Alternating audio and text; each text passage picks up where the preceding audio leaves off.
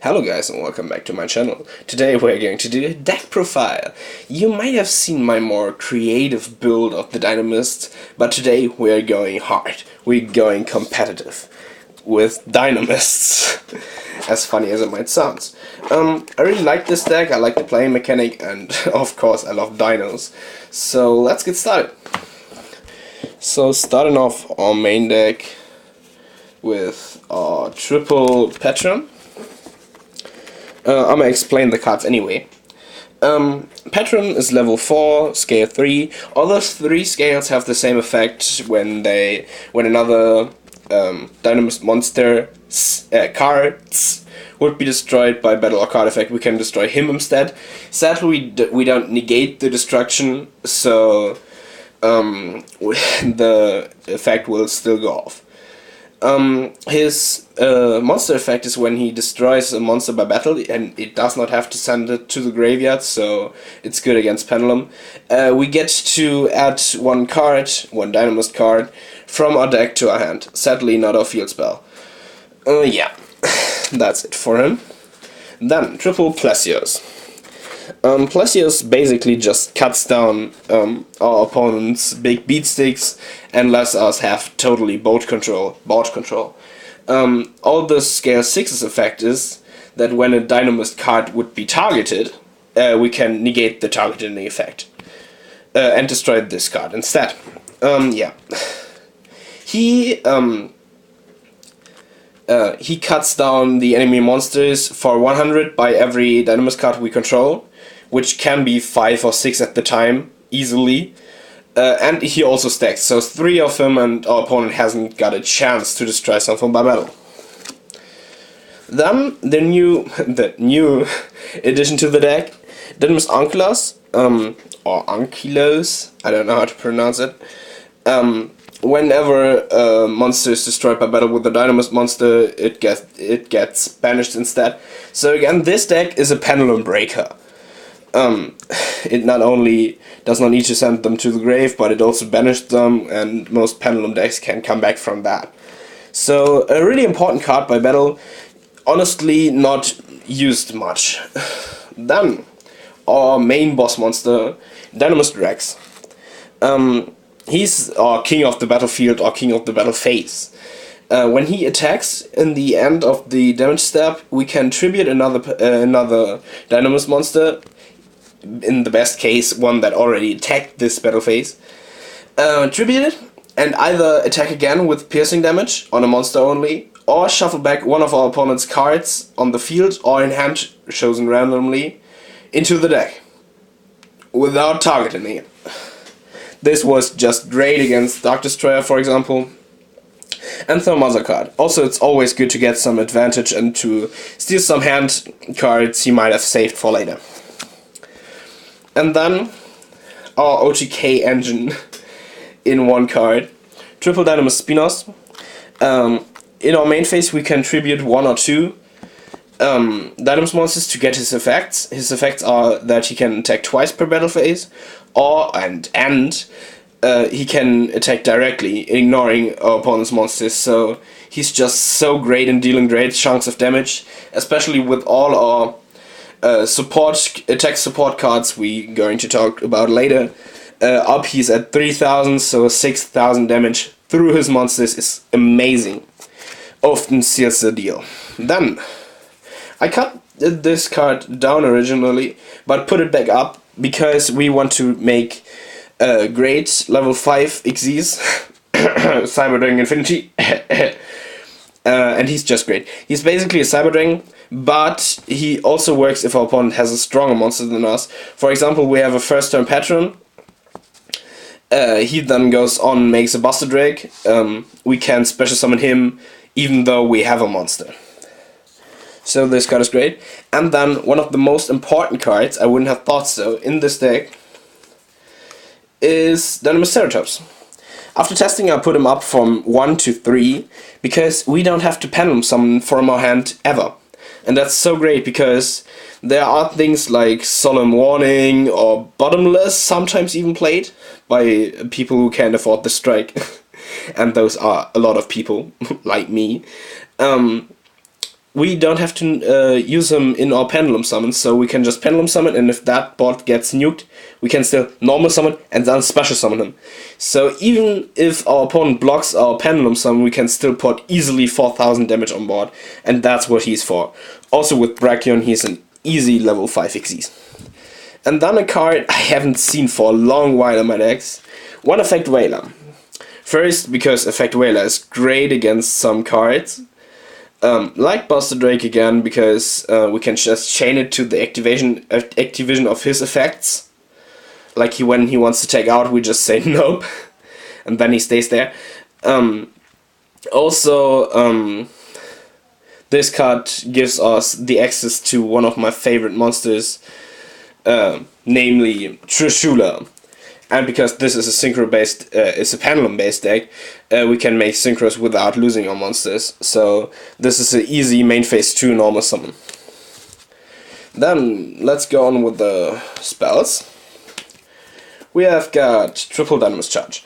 On activation, like Tanky searches us one Dynamis monster from our deck to our hand, so basically just searches everything we need to go off.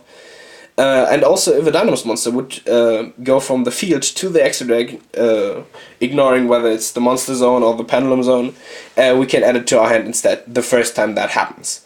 Also, if multiple get destroyed and we got two copies of this active, we can add 2 back to our hand.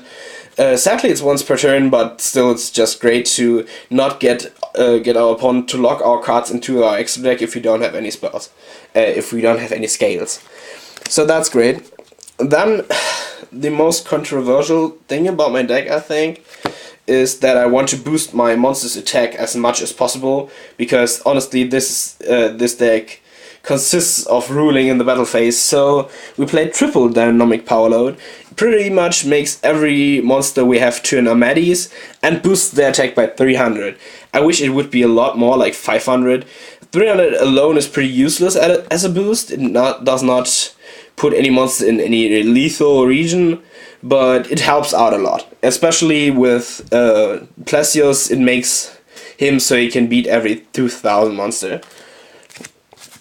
And then, of course, because we always want to have these cards like Storming Mirror Force also can destroy us, so we play double terraforming, not only to thin out our deck, but to always have our field spell. Just 2 though. And then, because I always get annoyed by making Xyz in a pendulum-based deck, so our monsters are dead in the grave mainly, triple Machine Fabric line. It not only boosts our monster's attack by 200, which is just amazing. I wish it would be more again, like 500 would be great. But also every time a monster gets destroyed, and it's a pendulum-based deck, our monsters get destroyed all the time because we can just spam up them so much. 2 counters get set on this card. We can lay it to the grave, or put it to the grave, or send it to the grave, and special summon back a monster, a machine monster with level less than tokens on it. So pretty much when 3 monsters are destroyed, there are 6 tokens on this, or counters on this, and we can bring back our level 5 we used for the Cyberdragon Infinity. So we can recycle a bit. Then, magical, magnetic reverse, not magical. Magnetic reverse to basically just revive our Cyberdragon Nova. But this Cyberdragon Nova Infinity are so strong that we always want to have this card first turn practically, because we can basically always make a Cyberdragon Infinity, and like this, through this card, we can make a second turn Cyberdragon Infinity to keep up the pressure. Then, one instant fusion, we play Norden and the Panzer Drake. Norden, honestly, just because of rescue plans. If we have a level 4 in our grave, like through discarding or so, we can use them. The Panzer Drake is also an easy way to get our Cyberdragon Infinity, especially with Brachion.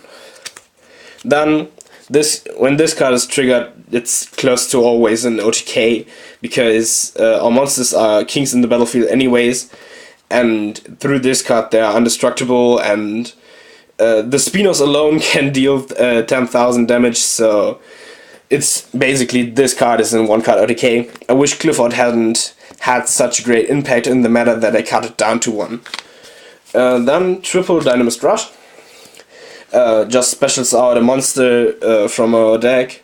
And this turn, the monster was special summoned, it's unaffected by other card effects, which can harm us a bit because we want to affect it too, but basically special spin-offs with this and attack for game. Also it searches parts for XC summons. And then a card I desperately want back at 2 or even 3, Torrential Tribute. It's great because it fuels our Machine Fabric line. Also, it does not hurt us really much. For example, we can trigger it out on our own normal summon to get rid of the opponent's field, and then pendulum summon it out again. So it does not harm us pretty much, but it's a pretty useful card against, for example, ABCs. Just try that on a Tsukiyomi and they have to pass. It's always amazing. Also, I like this more than a Solemn Warning, personally, because we don't have to pay such a huge price. So that's the main deck, 40 cards, of course. Then coming to the extra deck, replay a couple of rank 4 XZs, honestly just to have the option to do so. I never really used them when playing seriously. So first off, we have a Diamond Direwolf, because sometimes we can't get out of sticky situations otherwise. So one of them. Then we use Daggers to Emerald, if our opponent really does a huge impact on us with a Solemn Warning or a bottomless, or something like that. We can recycle some pendulums back, which is great. One Geogiant, if we really just draw a couple of patterns and we don't need them, we can make a Geogiant and search out what we really need. Then the Gaga Cowboy. I need this card in every level 4 base deck because it just seals so many games. Then Silent Honor Arc. Just removes cards from our opponent's field so we can OTK freely. I'd rather have them set under this card and not have them going to the graveyard because many monsters trigger in there, so we use them. And also One Abyss Dweller. It harmonizes with the Arc because it boosts him too, and also Abyss Dweller can boost all our Dynomist cards, which is just amazing. Like I said, attack boost is always good. Also, this card stops things like PK Fire and stuff. Yeah, let's go on with the fusions. The Norden, like I said earlier, and the Panzer Drake. I honestly, not throw it away. I honestly never really used the main effect of Panzer Drake, of popping something in the end phase. I usually just overlay for Cyberdragon Infinity. Then we have the one Trishula. Surprisingly a lot, I use this card pretty often, and it's always pretty good, because if our opponent wastes a strike on it, we're fine with it, and if not, it can really interrupt their playstyle. I once banished 3 A's from him in an ABC matchup, and he just stand up and walked away. I forgot a fusion. The Cyber End-Dragon, I choose to play this because I spam out my Nova pretty much, like 4 times a duel, so if he goes on and destroys it, it's just plus for me. Then, our rank 5 XYZ. There's one Walkosaurus, often used to pop my own monsters to seal the game, but also can remove huge threats from our opponent. And then, of course, double Cyberdragon Nova and double Cyberdragon Infinity. I love this card. I love this card so much because it annoys so much. Honestly, as it came out, it was so OP, but right now in the current meta with things like Buster Drake, Nirvana, High Paladin, which isn't played but could be, and stuff like that, this card isn't even that powerful anymore. But it's a good consistent card to steal monsters from our opponent. Don't forget that effect ever. Like with making him and then stealing a monster from him, he gets up to pretty high numbers, like 29 if we have a Machine Fabric line.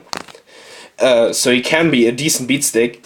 And also he can negate something, which is always pretty good. I usually go for the searching effects to negate, because that slows down our opponent the most.